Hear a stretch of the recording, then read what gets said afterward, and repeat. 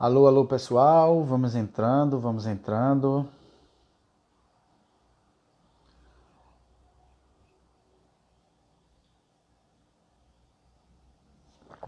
Um abraço a todos. Meu amigo aqui para a gente começar a nossa segunda parte. Espero que todo mundo esteja gostando, esteja entendendo. A gente está tentando utilizar um linguajar aqui mais simples para todo mundo entender. Entrou! Vamos lá, André. Beleza. Roberto, vamos aproveitar esse início que o pessoal está voltando devagarzinho. É lembrar que isso aqui é uma live de um grupo de WhatsApp, que chama MDT Discussões, não é uma live do Instituto Mackenzie, né, que o método Mackenzie é um método de avaliação, tratamento e prevenção da dor musculoesquelética, da coluna da extremidades. A gente está até falando mais de extremidades hoje, que a gente está falando do tema MDT Esporte. Tá? Antes da gente continuar, Roberto, para o pessoal aí que não, né, que não pratica o método Mackenzie, são estudantes de físio ou fisioterapeutas que utilizam outros métodos, rapidamente fala para eles a diferença desses subgrupos, né, desarranjo. Não precisa nem falar do subpostural, não, desses mais importantes para a gente aqui. O Uhum. desarranjo é a disfunção, né, a disfunção contrátil, a disfunção articular. Rapidamente. Então, pessoal, no MDT, significa Mechanical Diagnostic and Therapy, que é a terapia diagnóstico mecânica, nós temos na nossa avaliação algumas maneiras de gerar diagnóstico. Então, por exemplo, quando você identifica que uma alteração ela pode ter ou não restrição de movimento, ela tem dor presente, o problema ele pode ser agudo ou crônico, você tem dor variável com movimento ou dor posicional. A gente sabe que quando a dor ela varia com o movimento e ela pode aumentar ou diminuir, e essa dor ela pode conseguir melhorar quando você faz um ajuste ou quando você direciona o movimento, essa alteração é chamada de desarranjo. A gente consegue ter variabilidade do sintoma. A disfunção é diferente. Assim, a disfunção ela já foi um desarranjo, é uma alteração crônica, ela pode acometer de maneira contrátil nas alterações de extremidades, de membros inferiores ou superiores, ou de maneira articular. Na maneira contrátil, ela tem consistência do sintoma, ou seja, a pessoa ela não chega necessariamente com uma limitação como o desarranjo chega, que você pode ter limitação associada ali, mas quando a gente começa a avaliar, existe um determinado ponto que a dor ela apresenta, ela aparece, ela dá o seu sinal e depois ela some. E na articulação, a gente tem uma limitação de movimento e uma dor específica, mas que também ela é consistente. Por mais que você faça estímulos, essa dor ela não vai variar a sua graduação. Muitas vezes, quando a gente está tratando uma disfunção, você faz um estímulo, o desconforto ele diminui, mas pouco tempo depois, quando o atleta, o paciente, ele deixa de fazer aquele estímulo, a dor volta àquele ponto. Então, o desarranjo, muitas vezes, ele pode ter uma melhora mecânica já na mesma hora e a dor pode abolir, e a disfunção não. A disfunção ela precisa de tempo, ela precisa que você remodele, a gente precisa gerar uma carga mecânica, a gente precisa fazer um bom direcionamento de movimento e precisa ter paciência e adesão ao tratamento para que com o tempo o organismo gere esse remodelamento e a cicatrização ela seja hábil para que os movimentos eles possam voltar aos poucos e aí sim a dor ela poder cessar e a função ela poder melhorar. Bacana. Ô, Roberto, André Rogério aqui perguntou o seguinte, se o MDT pode atuar num trauma, um trauma do pé, como o Neymar teve uma fratura lá, e lembrando, né, gente, então o MDT, ele não vai atuar só naquela dor de início insidioso, aquela dor atraumática. A dor traumática também, né, um entorse de tornozelo, o caso dessa situação aí. Você entendeu o que ele perguntou, Roberto? Quer que eu te fale de Entendi, novo? entendi. Quais variáveis experimentar aí num trauma? Onde que entra o Então, trauma? Qual o subgrupo? vamos lá. É, o trauma ele pode desenvolver uma alteração mecânica relevante que pode causar uma restrição e com um ajuste de movimento específico, com a direção preferencial ou com movimento preferencial, a gente consegue fazer o ajuste e o paciente ele conseguir melhorar a sua função. Quando eu falo a gente fazer o ajuste, é o seguinte, tentando utilizar um linguajar mais simples, mas utilizando a nossa linguagem no MDT, quando a gente acha a direção de preferência da dor, ou seja, a gente avalia, verifica que aquela restrição ela precisa daquele direcionamento de movimento e a gente faz aquela direção e ele apresenta uma melhora relevante, significativa, a gente sabe que aquele trauma ali tem uma alteração mecânica e ele melhora. Mas o trauma ele também pode ter uma alteração não mecânica. Aí você pode ter um trauma que pode estar no subgrupo outros, a depender da resposta, ou como mecânico inconclusivo. Se você tem um trauma que ele tem uma resposta, mas ele tem uma persistência, isso vai depender do tempo do trauma. Se aquele trauma ele já é um trauma que aconteceu, vamos supor, há 6 meses, e ele gerou ali todo aquele emaranhado inflamatório, não houve o movimento específico. A gente sabe que, por exemplo, o desarranjo é uma alteração que lá no final da amplitude do movimento a gente precisa estimular o movimento para arrastar a resposta e conseguir achar lá no final a cura, a melhora, a evolução com a carga direcionada de maneira específica, a gente consegue já influenciar dessa maneira. E aí, se for, por exemplo, um trauma que gerou uma disfunção, a gente só vai conseguir influenciando. Agora, se for um trauma agudo, se for uma fratura, por exemplo, uma fratura, a gente não tem o que fazer numa fratura exposta, numa fratura cominutiva, numa lesão óssea ali. Se a gente for tentar fazer uma influência de carga no local, a gente vai piorar os sintomas. Então, se você tem uma fratura, por exemplo, e aquela fratura já é uma fratura consolidada, se aquela fratura ela já tem o seu tempo ali de remodelamento, cicatrização, de osteossíntese, e a gente consegue ver que ali a gente já pode, mesmo que a gente não coloque um pé no chão, uma mão no chão, uma carga com alto escala, alto padrão, alta potência, mas a gente já consegue fazer uma influência muscular, ou até a gente utiliza muito no esporte o MDT associado ao PNF. Então, por exemplo, nós podemos utilizar algumas outras técnicas para poder beneficiar o MDT a ter uma resposta potencial. Então, o PNF, para quem não sabe, que é uma técnica de facilitação neuroproprioceptiva, a gente consegue atuar de maneira neurodinâmica e a gente consegue fazer estimulação por meio de vetores e cadeias musculares e radiações específicas para que aquele músculo possa ter uma boa resposta, liberar a cápsula, liberar a articulação, e aí sim, depois que tudo tiver protegido, bem cicatrizado, com a região consolidada, aí o MDT ele pode atuar sem risco de aumentar a lesão ou sem risco de recidiva. Isso. Roberto, a gente vai entrar agora naquela questão do gestual. É interessante, assim, pelo menos eu tenho alguns colegas que trabalham especificamente com esporte só.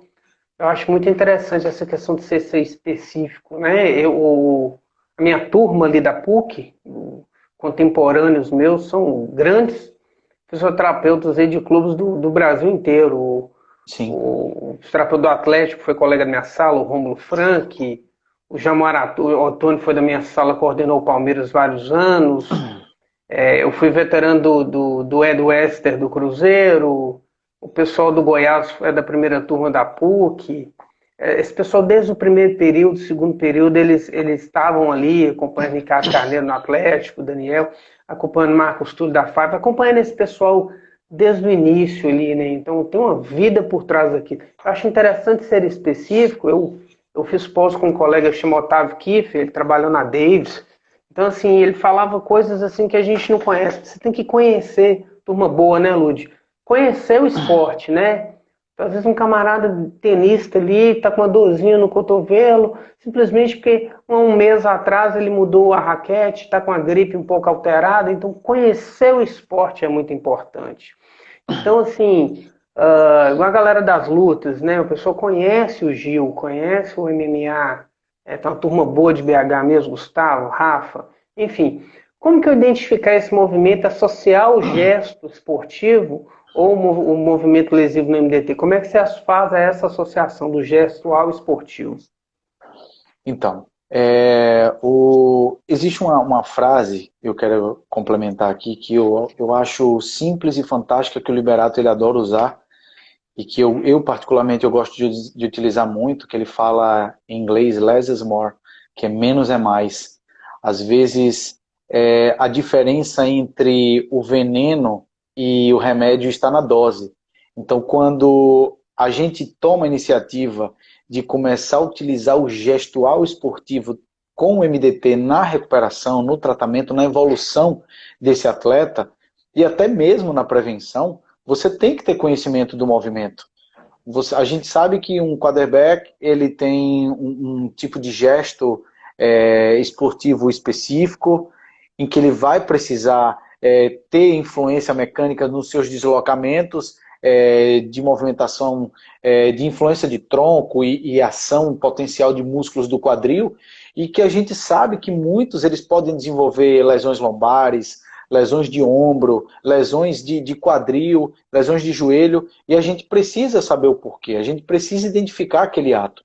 E aí você falou sobre em qual momento a gente vai estar atuando, e aí vamos supor que a gente está evoluindo o tratamento e eu já tenho que começar a identificar, e aí entra aquele perfil biopsicossocial, né? A gente vai começar a influenciar o movimento, estamos evoluindo o tratamento, e aí o atleta está com medo de fazer o gesto que causou a dor. Ele está com medo de saltar e cabecear uma bola e cair e lesionar o joelho. O tenista, ele está com medo de dar um backhand e nesse movimento ele começar a sentir o cotovelo ou o ombro. Então, quando você tem certeza diagnóstica e você sabe que com aquele movimento ali você vai ter um benefício mecânico específico, você tem que saber conhecer qual o movimento, para a gente influenciar o movimento e saber qual que é o comportamento que o atleta vai ter. Lá na clínica, nós temos uma plataforma tridimensional vetorial elástica.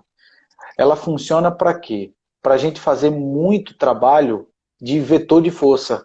Então, por exemplo, como a gente trabalha muito com atleta e tem muitas lesões, André, musculares, muitas lesões ligamentares, necessidades de bons ajustes e direcionamentos articulares, quando a gente começa a trabalhar o gestual esportivo, a gente usa muito o controle excêntrico. E aí o meu MDT ele é fantástico nisso, né? O controle excêntrico ele faz com que a influência muscular e a resposta à carga ele seja ainda melhor. Os grandes pesquisadores mostram que o trabalho excêntrico faz um recrutamento muscular muito mais potencial. Então o MDT ele consegue atuar junto com o gesto esportivo, mas a gente precisa ter esse conhecimento para que a gente não fique dando murro em ponta de faca e não consiga evoluir.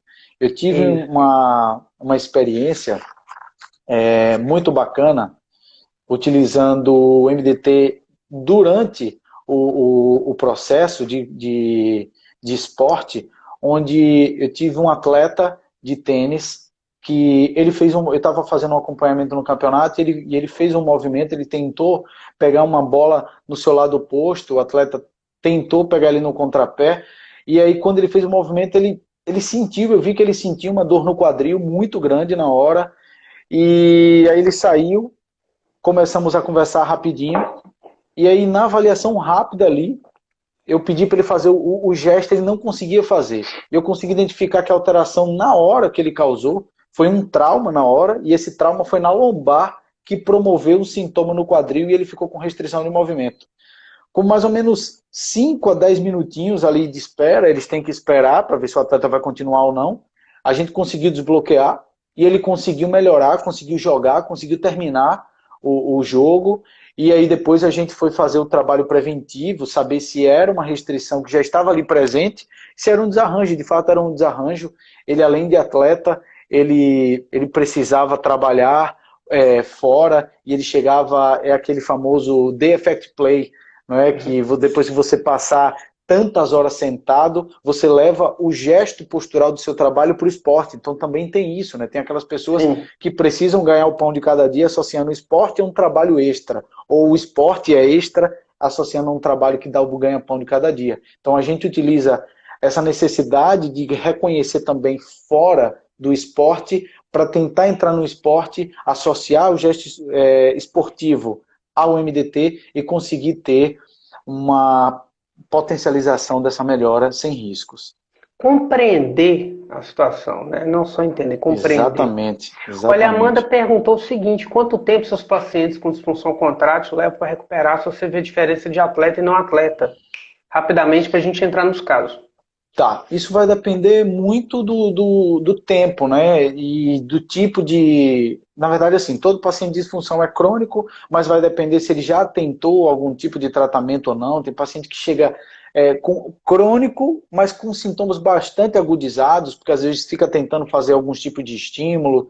Então, assim, uma média, mais ou menos, para começar a desenvolver aí uma melhora significativa, entre 3, 5, 6 semanas, a depender de qual grau da alteração, mesmo sendo crônico, mas vai depender também do grau de limitação, do tamanho da lesão e também do grau de comprometimento do atleta. Mas normalmente aí uma média de 4 a 6, 7 semanas. Tá. Outra pergunta, que eu acho que você já falou: estratégia para aderência ao tratamento de um paciente não profissional. Eu acho que você Foi, já falou, a né? gente falou lá atrás, né, que a diferença é que o atleta ele adere muito mais fácil ao tratamento e ao método, porque ele é bastante responsivo, ele é autodidata, ele consegue fazer isso sozinho por ele ser ativo. E quem pratica atividade física, mas não é atleta, não tem celeridade nem interesse de voltar rápido ao esporte, porque não tem a necessidade, a cobrança, a pressão, muitas vezes é relapso e acaba não melhorando no tempo hábil. Isso. E a questão da alta da questão de evitar recidiva, você falou da questão dos ângulos de movimento, você ia comentar alguma coisa sobre isso? Do Isso, retorno, né? então. E Muito bom evitar você me lembrar recidiva. sobre isso. Eu sei que você gosta muito do Maguio, eu sei disso. Tem foto com ele. E eu E sei, o, eu e o sei, eu Magui sei. fala que antes de você olhar ombro, você tem que olhar cervical. Está escrito no livro dele.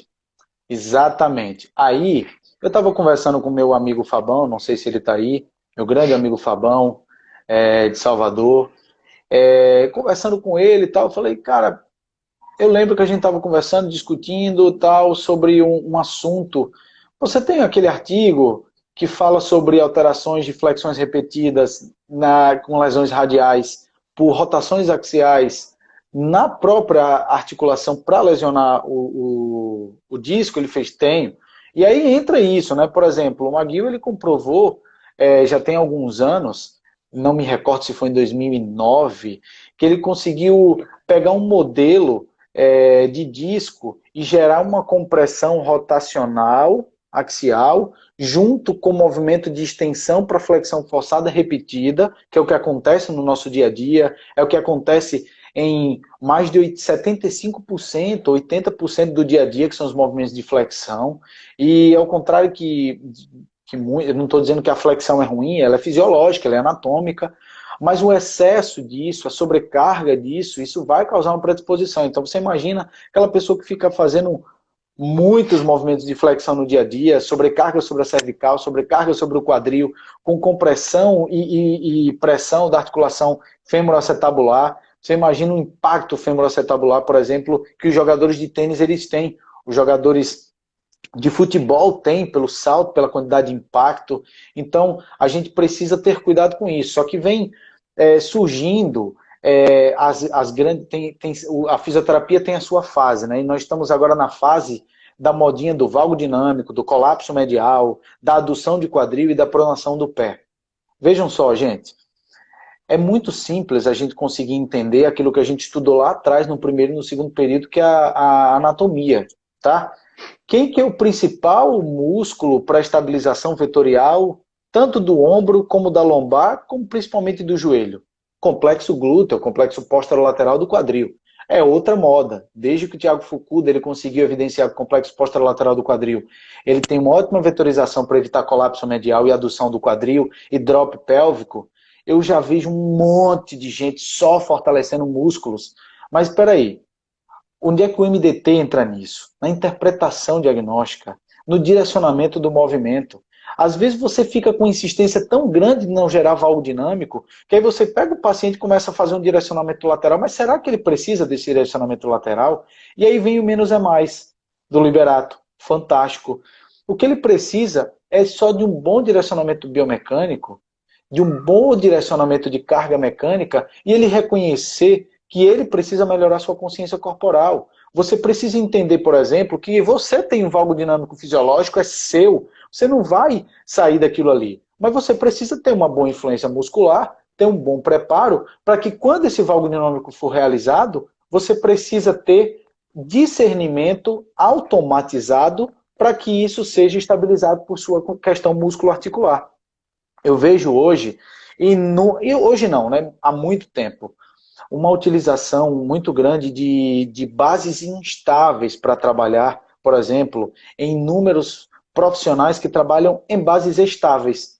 Então você imagina o Michael Owen, uma promessa do futebol mundial, o cara que explodiu precocemente, e tão precocemente ele acabou a carreira. Foi feito um estudo com ele, e de tanto terem atuado com uma carga adutora, porque ele tinha estaticamente um varum, mas dinamicamente ele tinha valgo dinâmico, não conseguiram estabilizar nem influenciar isso corretamente, sozinho, num jogo pela seleção da Inglaterra, ele teve uma lesão estúpida, onde ele teve uma lesão extremamente destrutiva no seu joelho, teve dificuldade de recuperação e sofreu nisso até o fim da carreira, levando ele à aposentadoria. Então veja como a interpretação biomecânica ela é de extrema importância para que a gente não faça o mau uso das articulações de músculos, de direcionamentos de uma técnica ou de um método ou de uma maneira de acompanhar um atleta. E aí, por exemplo, você está querendo evitar uma recidiva ou prevenir uma lesão, você está gerando uma lesão. Para que você vai pegar um cara que no chão, com um pé só, fazendo um rombback sensibilizado, não consegue ficar em pé com um tronco estável e você bota ele numa base instável para ele desempenhar uma sobrecarga, um estresse articular totalmente desnecessário? Para que a gente vai chegar e a gente vai botar um corredor que precisa de impacto o tempo todo, de movimentos concêntricos e excêntricos no chão, e a gente vai colocar ele em uma base instável para ficar tentando simular a corrida, se não é assim que ele corre. Bacana. Então a gente tem que repensar para saber o que realmente é necessário e desnecessário, para você não ficar fazendo com que a pessoa ache que está fazendo uma coisa, quando na verdade não tem necessidade alguma. Então menos é mais, né, André? E só uma reflexão aí, você imagina, você falou de aposentadoria, imagina se o Guga tivesse passado por avaliações de pessoas com expertise no MDT, né? A gente não sabe o que poderia ter acontecido, não sei como é que foi. Exatamente. O André, aí entra o caso daquele atleta, né? Ele teve do que eu tratei no momento do tênis. O cara teve uma dor no quadril, a lesão foi na lombar assintomática, ele voltou na mesma hora. Então você imagina se o Guga e tantos outros atletas tivessem a oportunidade de ter um acompanhamento fisioterapêutico com um profissional especialista em MDT, um cara que entende de análise mecânica, um cara que tem a cabeça aberta para investigar, dar o prognóstico adequado e fazer com que o atleta ele possa também ter um trabalho preventivo com eficácia, né? Interdependência regional, né? Esse termo é tão importante para a gente do Weiner, né? Exatamente. Será que é o atleta que precisa melhorar a sua condição? Ou será que é o fisioterapeuta que precisa trabalhar a sua necessidade de melhorar para ser mais assertivo e tentar utilizar o direcionamento adequado para o seu atleta? Eu acho que é uma pergunta que a gente deve deixar aqui, né? Tentar se atualizar, procurar aquilo que vai trazer mais benefício para o atleta, mas principalmente para você como crítico. Você precisa saber que errando você aprende, mas continuar no mesmo erro sempre é uma coisa que é uma opção do próprio profissional, né? Por isso que eu sou fã assim, de alguns colegas que optam por um esporte só, estudam a fundo aquele esporte, né?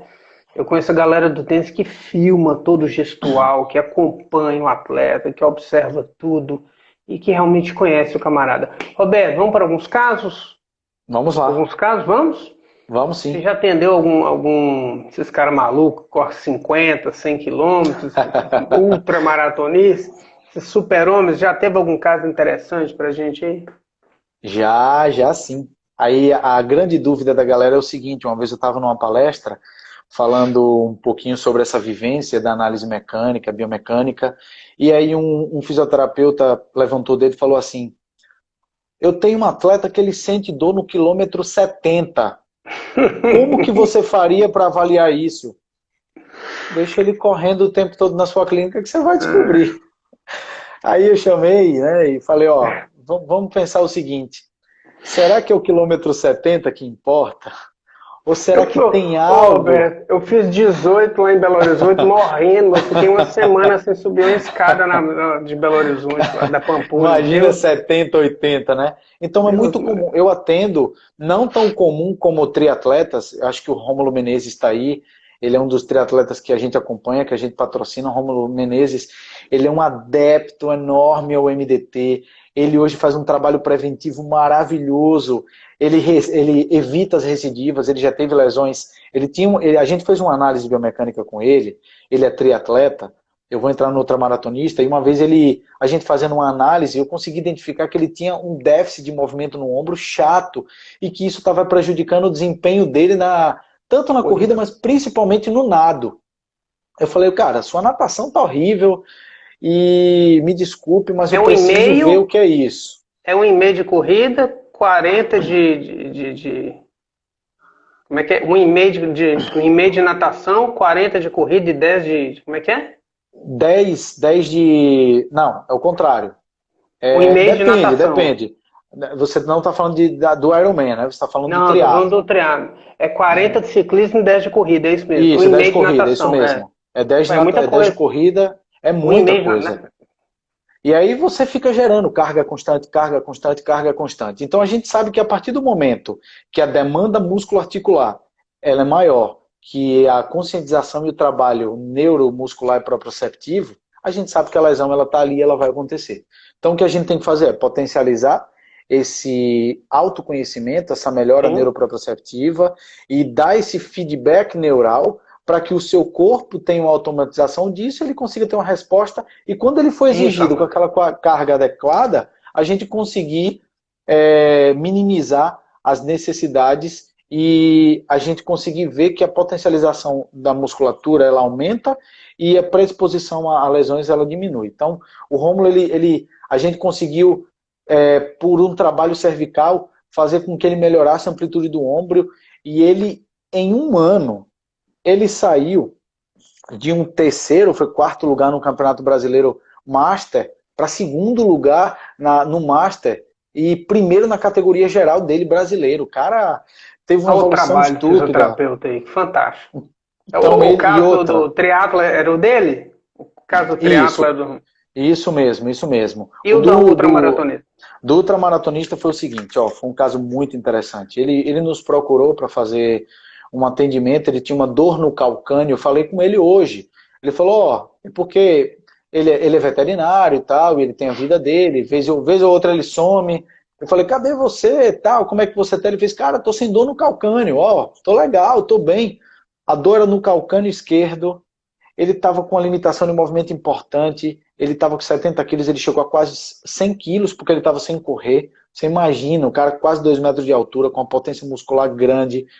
E aí eles preparando para o triatlon, falou, não consigo correr, estou sentindo muita dor, será que isso é caso de palmilha, será que isso é caso de correção, tal? Vamos avaliar. E aí eu fui fazendo a avaliação dele e tal, e quando eu coloquei ele para correr, eu via que ele fazia uma inclinação para a cervical do lado direito.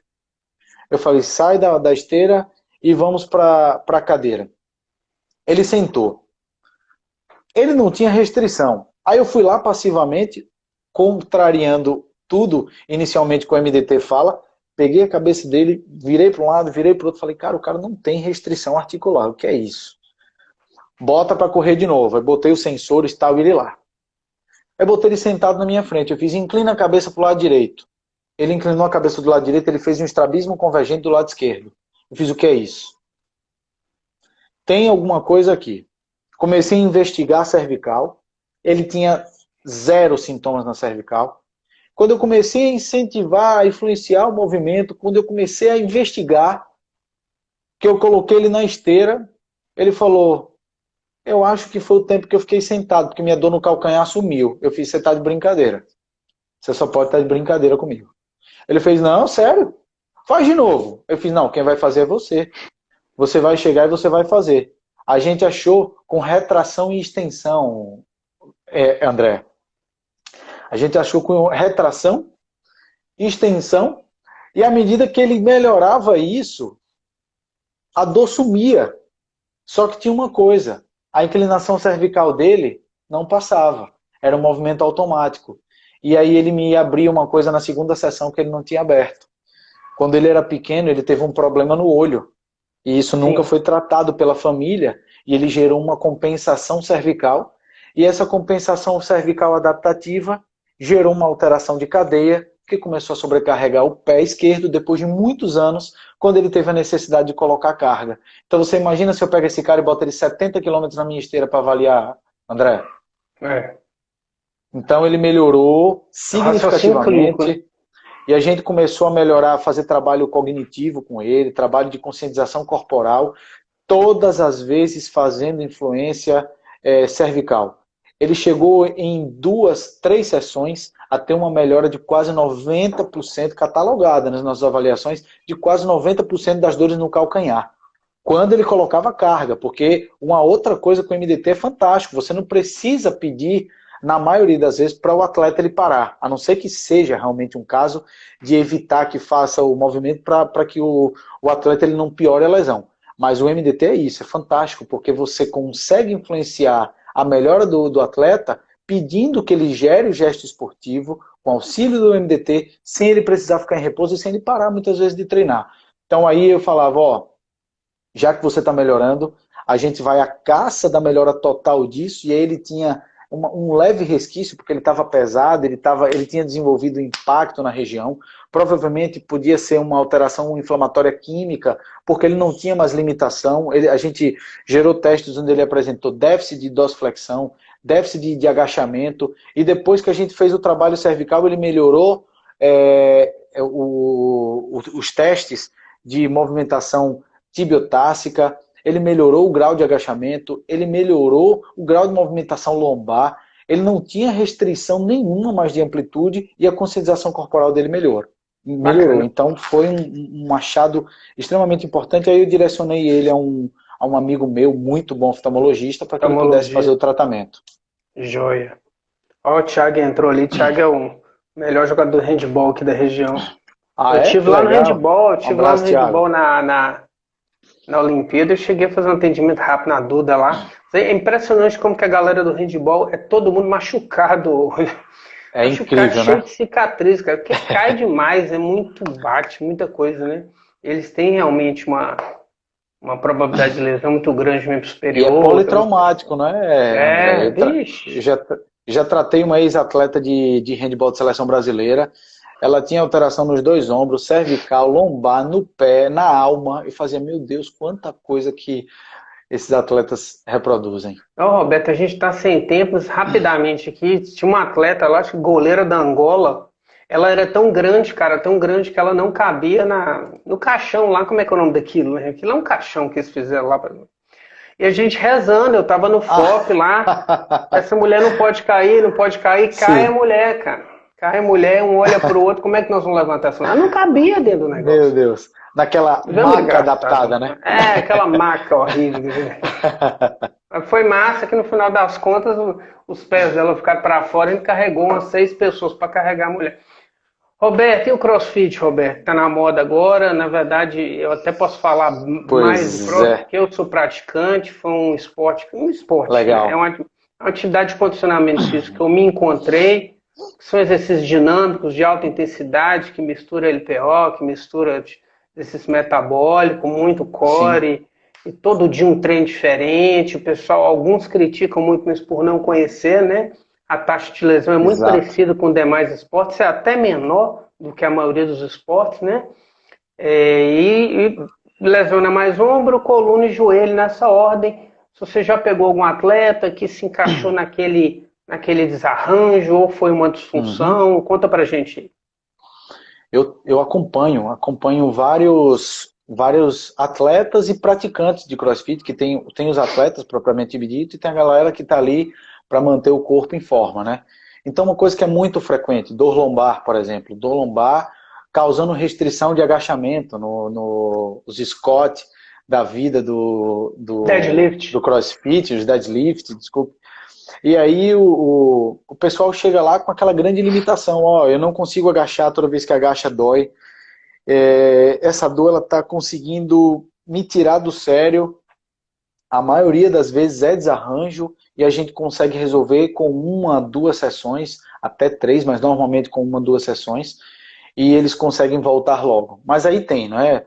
Aí quem pega muita carga ou que não tem um acompanhamento de direcionamento de movimento correto, aí vem as dores no ombro, dores no cotovelo são muito frequentes em praticantes de CrossFit. E esses atletas de CrossFit, eles sobrecarregam bastante punho. Sim. E já chegou um atleta de CrossFit para mim, um cara que era de altíssimo rendimento, ele falava, ó, Roberto, eu não consigo fazer esse movimento aqui no meu punho, eu tô sentindo uma dor terrível. E eu já fiz N tentativas de melhora, com vários tratamentos, com medicação, com fisioterapia, o que que eu faço? Falei, vamos avaliar. Mas será que é caso mesmo? Será que não é uma fratura? Estou com uma restrição de movimento. Eu fiz, não, vamos avaliar. Quando eu comecei a avaliá-lo, ele falou o seguinte, mas o problema, ele não é não é minha cervical, é meu punho. Eu fiz, não, mas deixa eu te explicar uma coisa. Aí comecei a explicar a interligação neural, que as articulações elas tinham uma relação muito grande e que o bloqueio numa região, mesmo não tendo sintoma, ele poderia existir e poderia causar essa alteração no punho. Mas não é que a danada da cervical conseguiu desbloquear o punho e ele conseguiu ter uma melhora de mais ou menos 85% já no momento da avaliação. Então a gente consegue ganhar aquela confiança e eu falava, ó, agora eu vou precisar gentilmente da sua colaboração. Esses próximos 10 dias, já que você for desenvolvendo trauma, eu vou pedir para você diminuir essa sobrecarga, reduz a carga, testa com menos carga, veja se você consegue desempenhar um movimento, se você conseguir melhorar, você não deixa de realizar o movimento, principalmente antes, durante e depois. Você faz, por exemplo, uma série de 15 repetições antes de começar, e aí ali no meio você faz mais 15 repetições para você reduzir essa possibilidade de alteração postural que você deve estar causando. E aí você faz 15 repetições depois. E aí rapidinho, com mais ou menos uns 10 dias, a gente conseguiu exaurir os sintomas e ele voltou às competições, também nunca mais teve problema. Agora a gente teve um acompanhamento de prevenção com ele, a gente estudou a biomecânica dele, começamos a verificar que a alteração começava lá embaixo, ele tinha um bloqueio enorme no tornozelo, e esse bloqueio no tornozelo, ele estava associado ali a um grande bloqueio no agachamento dele, e aí para tentar suprir isso, ele fazia força no cotovelo, força no punho, foi gerando uma alteração mecânica, uma alteração de desvio, e foi sobrecarregando a articulação que desenvolveu lesão. Então a análise do esporte, a análise do movimento esportivo é fundamental. No cross, essa interdependência regional a gente vê demais, que inclusive o cross é dividido em 3 partes, né? O primeiro é o aquecimento, depois vem uma parte que é de skill, habilidade, treino de força, e no final tem o ódio. Mas Sim, nessa parte importantíssima, essa parte do meio, onde você faz treino de mobilidade, treino de força específico, né? Então faça muita mobilidade de punho, faça muita mobilidade de ombro, muita mobilidade de quadril, muita mobilidade de tornozelo, muita mobilidade lombar. Então no dia que você vai fazer lá o treino que vai pegar muito deadlift, que vai forçar um pouco a lombar, você faz antes também um exercício que inclusive chama McKinsey. Eles dão o nome de exercício de McKinsey. Então o próprio CrossFit é interessante para a gente entender essa interdependência. Realmente, isso. Quem não tem essa dorsiflexão, ele não consegue agachar. No agachamento é um movimento fantástico, né? E aí você tem que adaptar, colocar alguma coisa atrás ali do calcanhar para ele conseguir fazer e depois ir tirando. Mas é importante treinar isso, né? E a gente sabe que o pessoal do esporte que trabalha com instrumentação faz esse teste, né? O Lund teste lá. Isso mesmo. Você tem mês de 36 graus, né? Eu acho que você tem algumas correlações com dor no joelho, tendinopatias, etc. Então, realmente fantástico a gente ter lembrado disso. No cross, a gente vê muito essa interdependência regional, né? Isso mesmo. Roberto, vamos para outro esporte agora. Vamos lá. Nós falamos do CrossFit. Manda. Agora o fisiculturismo.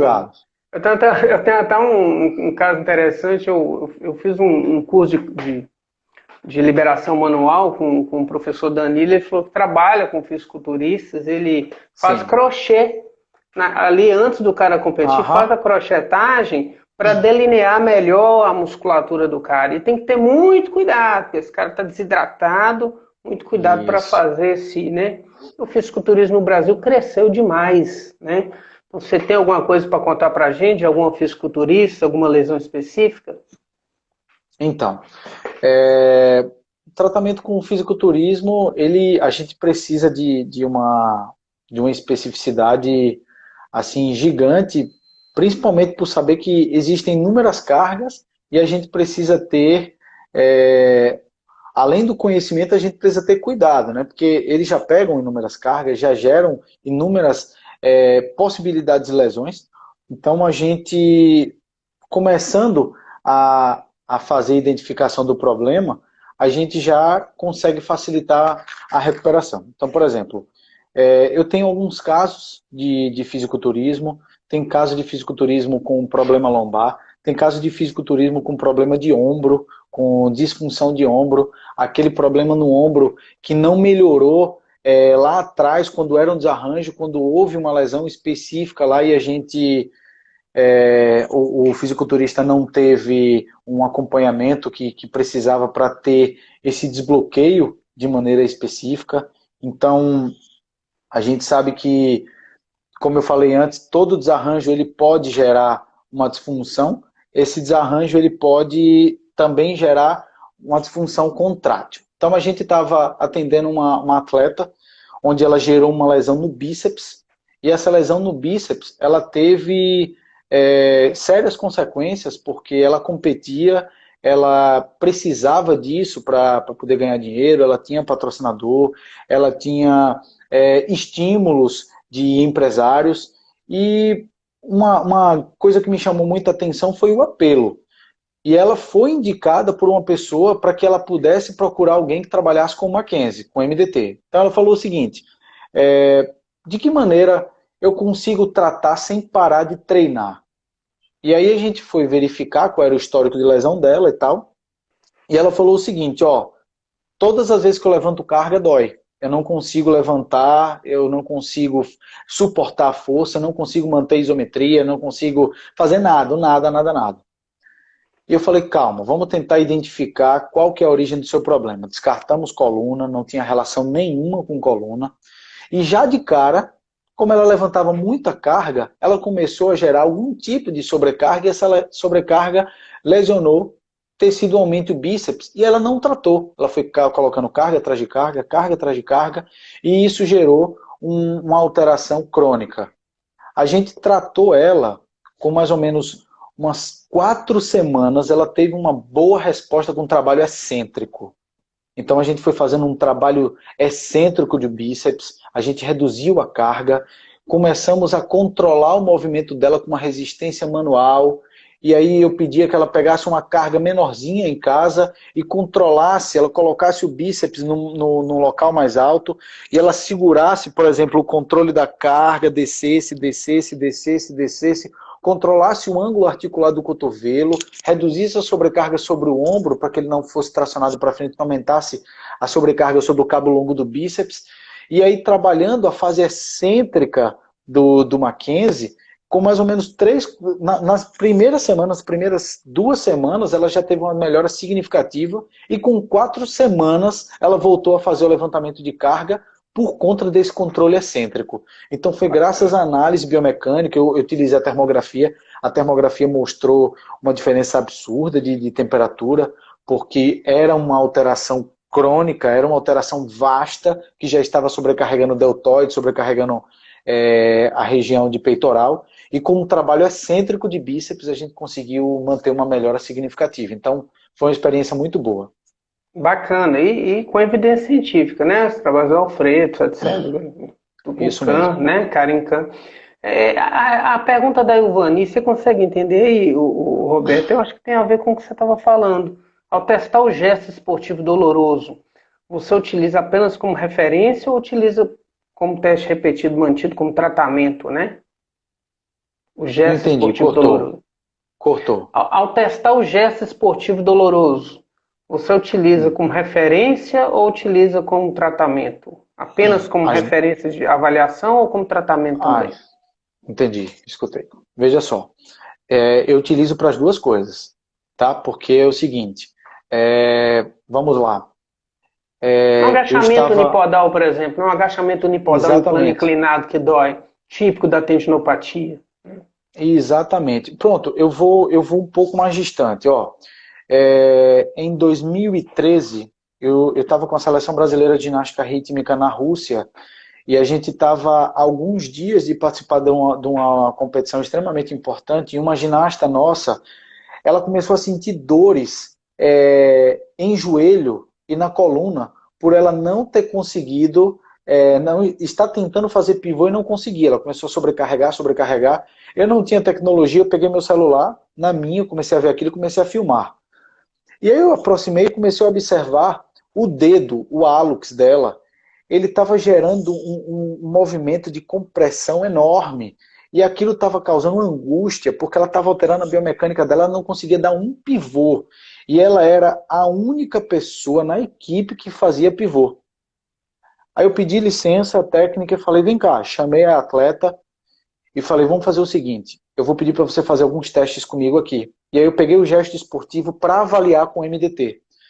E aí eu fui lá e fiz, ó, vamos, a gente não tem tempo, é uma coisa rápida. Eu estou observando isso aqui no vídeo, que é o seu hálux, que é o seu dedão aqui. Para quem não sabe quem é hálux, é o dedão do pé. E aí eu fiz um movimento com ela, falei, ó, pega o dedo, roda ele para fora, bota ele para cima e roda ele para fora. Bota ele para cima e roda ele para fora. Ela sentindo uma dor absurda, eu fiz, ó, eu quero que você faça isso mais ou menos umas 15 vezes. Quando chegou ali no finalzinho, ela fez, ó, minha dor tá diminuindo, tá sumindo, tá sumindo, tá sumindo. Eu falei, tá, segura um pouco, faz mais 15 vezes. Ela foi lá, extensão, rotação externa, rotação lateral, extensão, rotação lateral. Eu fiz, fica em pé agora. Faz o pivô. Ela fez 4 pivôs na mesma hora. Na hora, tinha uma técnica russa que ela arregalou o olho e ela falou, oh my God, this is impossible. E aí foi bem interessante que a gente utilizou a Meu referência inglês é igual o desportiva. seu, viu, Roberto? Eu falo assim também. Eu mais leio melhor. Eu estou feliz que você está falando desse jeito, porque é mais ou menos isso. E aí é o charme, é o charme. E aí foi incrível. Aí o que foi que eu fiz? Como ela ia precisar fazer aquele gesto o tempo todo, que elas estavam repetindo, eu peguei uma bandagem rígida e aí eu tracionei o dedo um pouquinho em extensão e bastante em rotação lateral.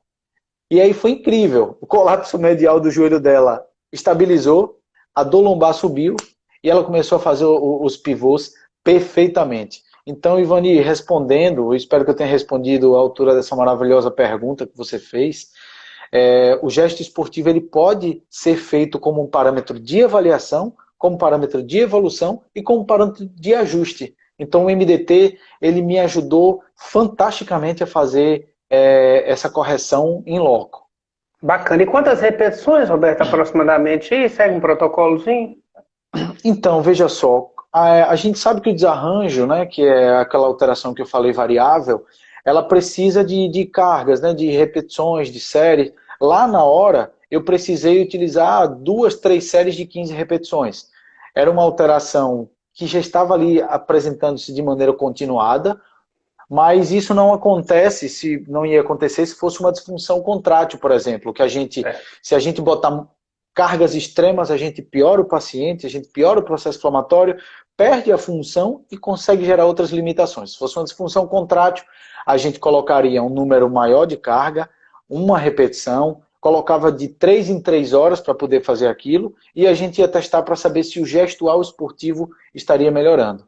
Então isso vai depender muito de qual é a necessidade momentânea, e se for uma coisa progressiva, a gente vai utilizar da experiência e do dia a dia para saber o quanto que ele vai evoluindo, para saber o quanto que a gente vai colocar na carga. Porque a progressão de força é uma coisa que é fantástica no MDT e que casa perfeitamente com o esporte, né? É a pedra angular, né? Progressão de força é a pedra angular. Meu colega está perguntando da Exatamente. carga, como é que você faz esse controle de carga? Eu acho que você já falou um pouquinho, Se O quiser controle de carga fechar, ele vai variar muito dependendo do desportista, né? Eu não posso pegar, por exemplo, um jogador de futebol que faz 5.000, 6.000, 7.000, 8.000 estímulos diários e tentar colocar ele para fazer uma carguinha de 10 repetições. Eu tenho que botar muita carga para ele fazer, para ele desenvolver a melhoria em cima daquilo. Claro, respeitando se houver uma limitação funcional mecânica conclusiva, que seja relevante.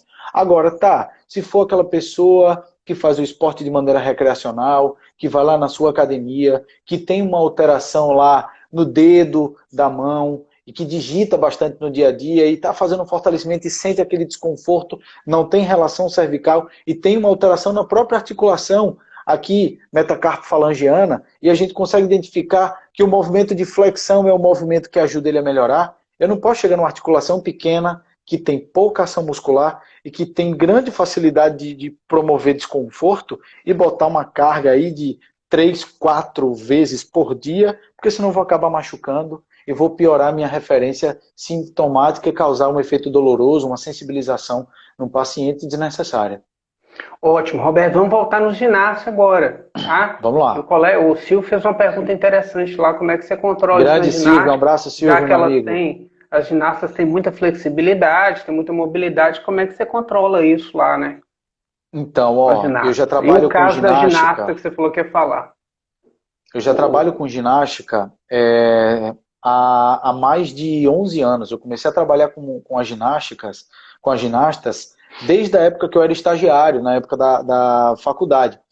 Então, isso se tornou uma coisa muito, muito comum para mim, tá?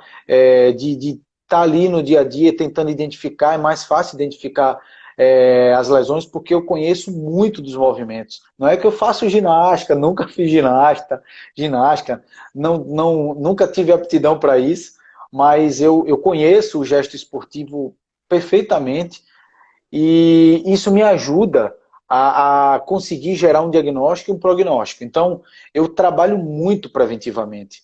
Aqui, aqui em Sergipe, eu patrocino um clube de ginástica, que é um dos melhores clubes que existe hoje no Brasil, que é o Clube de Iracema Alves, que faz um trabalho sensacional. E ela é uma pessoa que trabalhou comigo na Confederação Brasileira e ela tem uma preocupação enorme com o trabalho preventivo. Então a gente não trabalha só a dor, a gente evita que a dor ela se propague. Então no dia a dia, assim como eu fazia na seleção brasileira, que era uma coisa de praxe, as ginastas elas faziam 3 tipos de acompanhamentos comigo antes das viagens. Ela fazia o pilates reabilitacional para a melhora da qualidade do movimento, elas faziam a fisioterapia para tratamento das microlesões causadas por efeitos repetitivos da grande quantidade de horas de treinos, e elas faziam um trabalho gestual esportivo ligados ao Mackenzie. Então eu sabia quais eram as deficiências, alguma tinha deficiência de movimentação no quadril, outro tinha uma alteração enorme no tornozelo, panturrilha de algumas já tinham lesões crônicas e a gente fazia um trabalho excêntrico para evitar lesões recidivantes. E a Rainey Davis, junto com o Powers, eles explicam que toda lesão que em um ano ela se recidiva de maneira frequente, sendo redundante, ela vai tornar a gerar compensações. Mas se você trata em um ano ela não aparece, com certeza você não precisa se preocupar com o envelope of function, que é um pacote de funções onde você joga um monte de coisas biomecânicas, com efeitos dolorosos, com modelo biopsicossocial e mais uma influência de carga de treino. A gente consegue reduzir a quantidade de defeitos ali dentro e quando a gente coloca a mecânica apropriada com um efeito de estabilização da coisa, a gente consegue implementar isso no tratamento, no treinamento dos atletas, a gente consegue priorizar um trabalho preventivo, pode ter certeza que o efeito é extremamente positivo. Então, nas ginastas, a gente faz um trabalho preventivo, a gente utiliza sempre o gestual para correção, para prevenção, para ajuste e para potencialização dos movimentos. Sempre com embasamento científico, sempre comparando, sempre utilizando gráficos para ver as melhoras e mostrando às ginastas que se elas fizerem isso em casa, no treino e na clínica, ou quando elas têm necessidade fora de tudo isso, elas com certeza vão ter uma evolução muito maior e uma menor predisposição a lesões. Fantástico isso aí que você falou do envelope de função, né? O Everett Verhagen também, ele fala que a gente deve melhorar o padrão de movimento e preparar para ele estar bem Sim, em sim. relação aos movimentos compensados, né? Muito interessante, você fechou muito bem. Roberto, a gente tem alguns casos e tem um tempo, né, esgotando. Como é que a gente vai fazer aí? Quanto tempo está no seu aí? Tem alguma dúvida, tem alguma pergunta? Eu acho que aqui deve estar faltando mais ou menos uns 4 minutos, 5 minutos. 4. Você quer falar da natação? Você quer falar de um atleta da natação? Deixa eu ver Ou aqui. você prefere falar de Guardei luta? aqui. Você quer falar de um karateca? Ah, sim, sim, sim. Ah, deixa eu falar do kart. O kart é interessante. O kart foi o seguinte, perguntaram sobre trauma antes. Eu trato algumas pessoas que correm kart, e o kart, ele além de ter um impacto, não repetitivo com o solo e com a zebra, quando está correndo, tem os movimentos que são bruscos, que são movimentos que fazem movimentos de rotação e de inclinação, são muitos movimentos tridimensionais, existe um impacto entre os karts. E aí, uma certa vez, tratando um cara que ele era multicampeão nacional na categoria dele, ele chegou com um sintoma de disfunção articular. Na verdade, ele não chegou com esse diagnóstico. Ele chegou com uma alteração no cotovelo e ele sentia bastante desconforto. Eu perguntei qual que foi o problema. Ele falou, ó, um cara bateu no meu kart, e aí eu fiz um movimento brusco com o volante, eu senti uma dor, uma queimação, um choque absurdo, semelhante a um problema que eu já tive de hérnia de disco. Eu falei, mas peraí, será que é? E aí eu fui lá, fui testar, fui testar, fui testar. Coincidentemente, na mesma época, eu tinha feito um módulo com o Liberato e ele teve uma alteração no cotovelo, onde ele estava tratando o cotovelo. Eu me lembro Quando disso. você lembra disso? E o cara, ele tinha uma disfunção contrátil, velho, no cotovelo. Você acredita, meu irmão? Ele tinha essa alteração e ele desenvolveu uma melhora dele rapidamente. Aí entra na pergunta que a Amandinha fez. Com 3 semanas ele conseguiu desempenhar uma melhora. O cara ali fazendo o movimento, colocando carga mecânica adequada, segura. Ele fez o movimento, conseguiu melhorar bastante com o movimento de extensão. E aí, à medida que ele foi melhorando, eu pedia para ele fazer um movimento lateral, apoiando na parede. Ele fazia a extensão do cotovelo, colocava a mão apoiada, eu pedia para ele botar uma carga, e ele falava, nossa, eu sinto esticar tudo. Eu fiz, ó, vai, segura, coloca a carga. E aí ele começou puxando o cotovelo com a mão, e depois ele começou a aumentar a carga com a mão no cotovelo, com a mão na parede, esticando o cotovelo, fazendo uma pressão extra e voltando. Ele levou um tempinho para melhorar, não foi uma coisa imediata, levou umas 3 semanas, mas aí depois ele voltou a correr bem. Eu já tinha tratado, nesse meio tempo, eu tinha tentado tratar cervical, não houve relevância significativa, e a gente conseguiu constatar com o MDT de maneira maravilhosa que Fantástico, Roberto. a gente consegue imprimir uma melhora rápida, eficaz e segura, né? Isso que é bom, empoderar o paciente, né? Deixá-lo Exatamente. autoeficiente, né? Autogerenciar seu problema. Quanto tempo, hein, Roberto? 30 Eu acho que já segundos? está quase, viu? Mais ou menos Isso. isso. Eu só agradecer a presença de todo mundo, tá? Essas lives são de um grupo do MDT. Dia 22 de junho já tem a terceira série. E essa repercussão toda não é à toa, né? O Robin Mackenzie é considerado o principal profissional da área musculoesquelética. Já foi feita pesquisa sobre isso, né? Em 2004 ele foi em Isso primeiro mesmo. lugar, né? À frente de Mulligan, de Maitland, ou seja, o MDT é fantástico e essa família só cresce.